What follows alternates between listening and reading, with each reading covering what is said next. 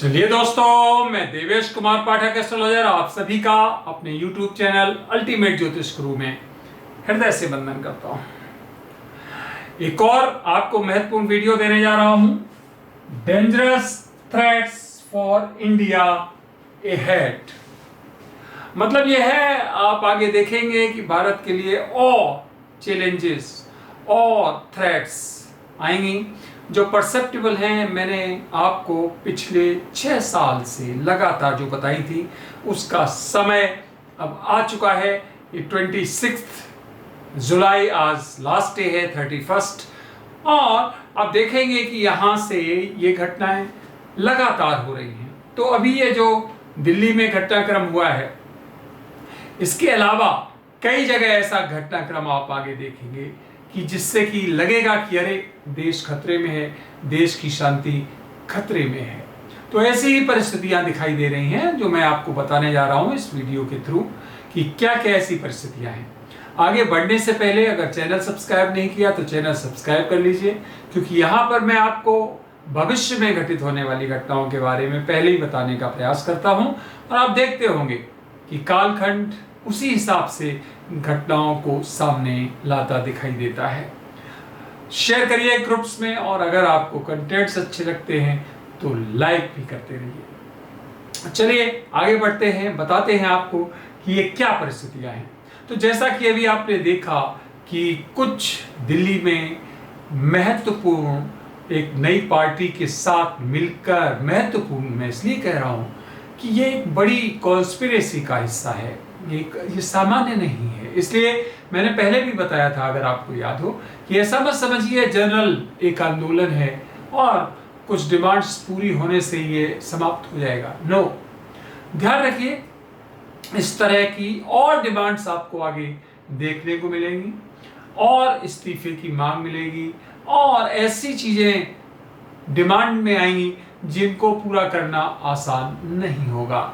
और इस तरह से जिसको आप कहते हैं लगातार आंदोलन या हिंसा या इस तरह के एग्रेसिव एक्टिविटीज आपको लगातार देखने को मिलेगी। कुछ यूथ जो नई पीढ़ी के लोग हैं वो इसकी गहराई नहीं समझ पाते हैं और बुने हुए जाल में फंस जाते हैं। जो आपने देखा अभी दिल्ली में जो हुआ था, उसमें नई पीढ़ी के कई बेचारे युवा इसमें फंस गए जंजाल में, और उन्हें पता ही नहीं था कि ये क्या हो रहा है, कहाँ से सब कुछ हो रहा है। ये कनाडा से प्रभावित है या यूरोप से प्रभावित है या अमेरिका से प्रभावित है, पाकिस्तान से प्रभावित है, चाइना से प्रभावित है, बांग्लादेश से प्रभावित है, कहाँ कहाँ से प्रभावित है, कहाँ कहाँ से इसको फंडिंग मिल रहा है, कहाँ कहाँ से प्लानिंग मिल रहा है, पता नहीं था उनको। लेकिन हाँ, हमारी एजेंसीज अब धीरे धीरे सब कुछ पुख्ता कर रही हैं, पता कर रही हैं, और पक्का मान लीजिए कि ये छोटी पूरी कॉन्स्पिरेसी नहीं है, ये बड़ी कॉन्स्पिरेसी है, बड़ा षड्यंत्र है सरकार को टॉपल करने का, सरकार को गिराने का।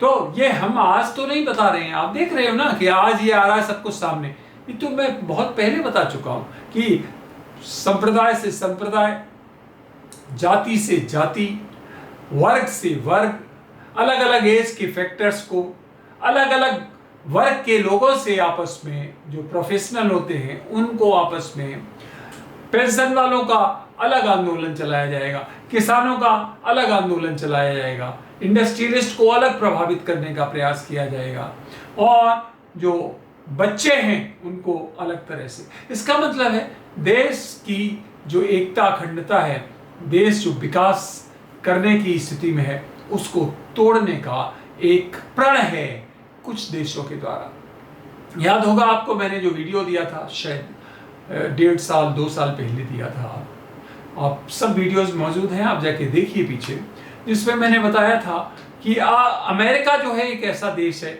वो कभी भी किसी को समकक्ष, क्या बहुत दूर दूर तक उसके आसपास कोई आ जाए तो उसको पचा नहीं पाता है।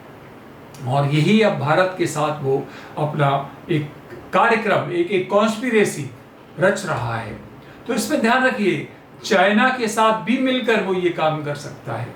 पाकिस्तान और चाइना मिलकर अमेरिका की तर्ज पर, अमेरिका से एक सहयोग मिलने पर भारत के अगेंस्ट कई तरह के कार्य कर सकते हैं, कई तरह के वो कार्य कर सकते हैं, कई तरह के वो एक षड्यंत्र कर सकते हैं जिससे भारत की जो विकास रथ की जो दौड़ है, जो उसका पेस है, वो कम हो या अस्त व्यस्त हो जाए। तो फ्रेंड्स, ये आप अगर सोच रहे हो कि ये आंदोलन समाप्त हो गया, ये आपकी बहुत बड़ी भूल है। मैंने एक वीडियो बनाया था अभी परसों, लेकिन वो हम अपलोड नहीं कर पाए थे। अपलोडेड है और लेकिन उसमें कोई ऐसा प्रॉब्लम था, इसलिए हमने उसे अपलोड नहीं किया। तो आज मैं उसकी जगह आपको ये दूसरा वीडियो दे रहा हूँ और उसमें भी मैंने यही बताया था कि ये समाप्त होने वाला नहीं है आंदोलन। ये किसी न किसी रूप में जीवंत रखने का प्रयास किया जाएगा, जीवित रखने का प्रयास किया जाएगा। और इसमें आप ध्यान रखिए, जो राज्य जिनमें प्रभाव बहुत पड़ने वाला है उसमें एक तो यूपी, क्योंकि यूपी में 2027 में चुनाव ड्यू है, यूपी है। साथ ही साथ ऐसे जो आंदोलनों का स्वरूप होगा, उत्तराखंड, ध्यान रखिए उत्तराखंड में भी इसका एक बृहत कॉन्स्पिरेसी दिखेगा।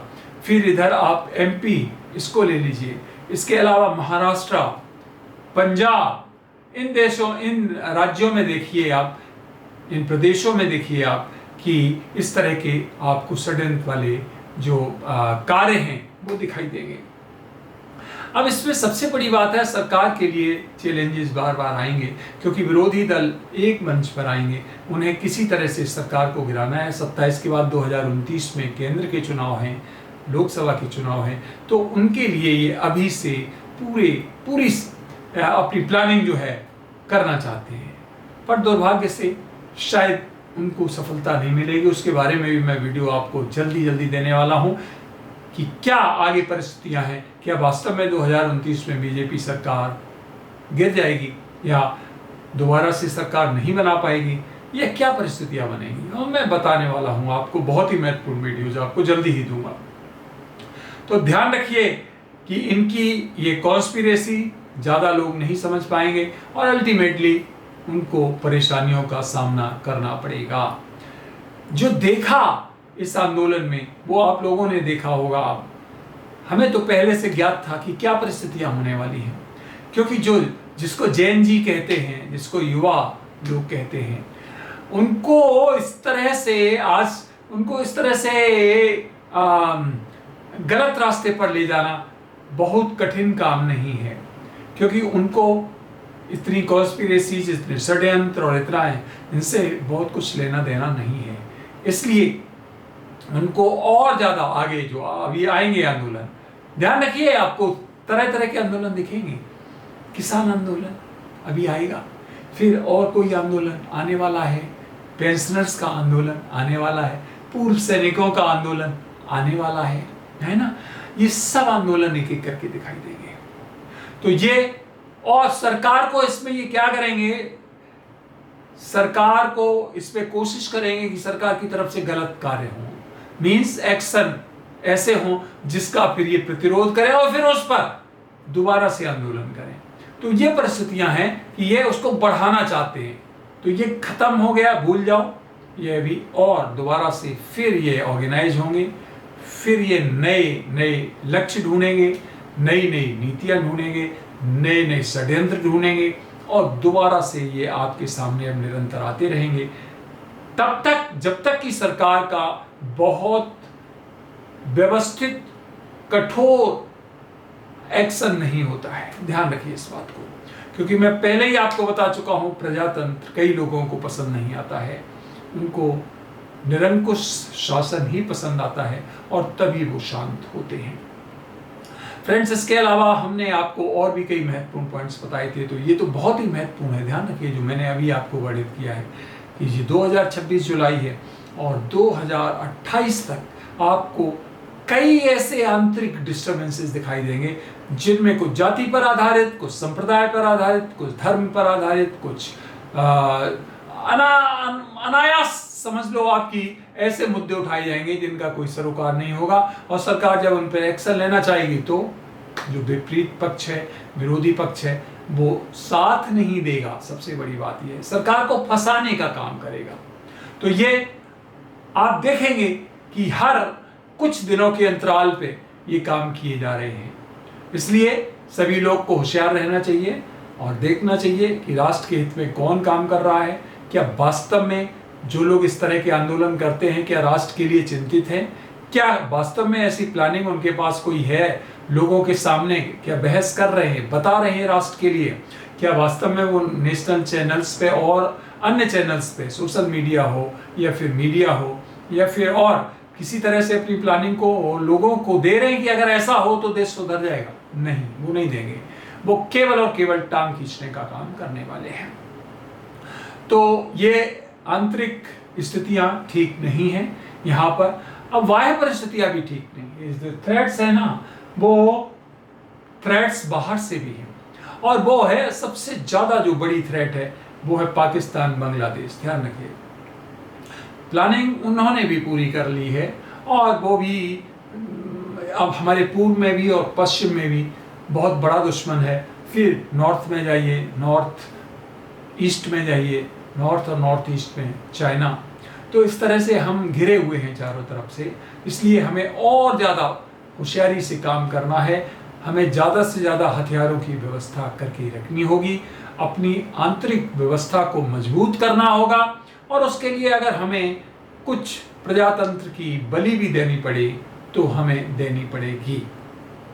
हथियारों का हमें ऐसे हथियार हमें इकट्ठे करने होंगे कि अगर ये तीनों फ्रंट खुल जाएं, इसको 2.5 फ्रंट कह सकते हो, 2.5 कह सकते हो, चाइना 1, पाकिस्तान 2 और बांग्लादेश 0.5 तो मानना ही पड़ेगा। कोई भी देश है जिसकी जनसंख्या इतनी है 15 करोड़ 20 करोड़ या उससे भी ज़्यादा हो सकती है, तो वहाँ के लिए आपको कोई छोटा फ्रंट नहीं कहा जा सकता है। तो इसलिए भारत को, हमारे प्यारे राष्ट्र को राष्ट्रीय सुरक्षा का बहुत ध्यान रखना पड़ेगा। अब हम दोनों तरफ से घिरे हैं, राष्ट्रीय मीन्स अंतर्राष्ट्रीय परिस्थितियां और इंटरनल जो हमारी आंतरिक परिस्थितियां हैं। तो आंतरिक परिस्थितियों में जैसा कि आप देख रहे हो कि खंड खंड करने का प्रयास किया जा रहा है और बाह्य परिस्थितियां जो हैं वो फंडिंग भी कर रही हैं और अपनी तैयारी भी कर रही हैं अगले युद्ध के लिए। तो इस तरह से आप देखेंगे कि ये लोग हथियार भी बहुत अच्छे इकट्ठे कर रहे हैं। चाइना तो आप देख ही रहे हो आप कि अमेरिका के समकक्ष आ रहा है, बहुत डेवलप्ड नेशन हो चुका है, इसकी टेक्नोलॉजी भी बहुत, उसके बारे में भी मैं आपको एक वीडियो देने वाला हूँ। दोबारा से उसके कुंडली का मैं एनालिसिस आपके सामने करूँगा और बताऊँगा कि चाइना को पराजित क्यों नहीं किया जा सकता है, बहुत जल्दी मैं देने वाला हूँ। तो इस तरह से ये परिस्थितियाँ सामने आ रही हैं। पूरे राष्ट्र को, पूरे राष्ट्र के लोगों को होशियार रहना पड़ेगा। अगर अपनी पहचान बनाए रखनी है, अगर हमारे भारतवर्ष, हमारे राष्ट्र की पहचान बनाए रखनी है, तो हमें संयुक्त रूप से एक साथ खड़ा होना पड़ेगा और नहीं तो हम इन षड्यंत्रों में आने वाले हैं। क्योंकि एस्ट्रोलॉजिकली जो हमने विवेचन निकाला है वो बहुत अच्छा विवेचन नहीं है अगले 3 सालों का। इसलिए सबको संयुक्त रहना है, संगठित रहना है और जो इस तरह के तत्व हैं जो असामाजिक हैं, जो एंटी नेशनल हैं, उनके साथ कठोरता से पेश आना पड़ेगा। नहीं तो हमें टुकड़े टुकड़े होने से कोई बचा नहीं सकता है। धीरे धीरे वो टुकड़े हों। अगर आंतरिक रूप से हम टूटेंगे तो बाहर की शक्तियां हम पर बहुत जल्दी हावी होने वाली हैं। ये मैं एस्ट्रोलॉजी के लिए भी आपको जल्दी ही बताऊंगा, सिद्ध करूंगा कि कैसे परिस्थितियां जो है वो बदल सकती हैं। तो फ्रेंड्स, ये वीडियो में इतना ही दूंगा। अगला वीडियो मैं आपको बहुत जल्दी दूंगा। सावन चल रहे हैं, ये भोले भंडारी का मास चल रहा है, पूजा हमारी शुरू हो चुकी है, आप भी पूजा कर रहे होंगे। पूरा अपने आप को समर्पित करिए, महादेव के आशीर्वाद लीजिए, महादेव के चरणों में अपने को समर्पण दे के आशीर्वाद लीजिए, क्योंकि वो हैं जो भारत को बचा सकते हैं, वो हैं जो कुछ भी कर सकते हैं, वो हैं जो किसी के भी विरोध में या किसी का भी प्रलय कर सकते हैं। सीधा आप समझते हो कि वो प्रलयंकारी हैं। तो इस तरह से सब लोग अपना ध्यान रखिए और श्रावण मास में खूब हम बहुत जल्दी वीडियोस आपको और देंगे महत्वपूर्ण विषयों पर। तो आपने अपना अमूल्य समय दिया, उसके लिए बहुत बहुत धन्यवाद। ये वीडियो इसीलिए आवश्यक था कि अगर आप लोग समझ रहे हो कि अब ये समाप्त हो गया एपिसोड, नहीं, ये एपिसोड प्रिलिमिनरी एपिसोड था। अभी इसके आपको कई बहुत चरण मिलेंगे, भाग 1, भाग 2, भाग 3, भाग 4।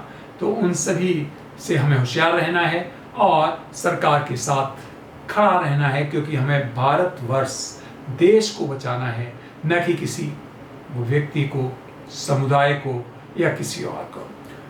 तो अगला वीडियो जल्द देंगे, तब तक आप सभी को मेरी तरफ से ओम नमः शिवाय, नमस्कार।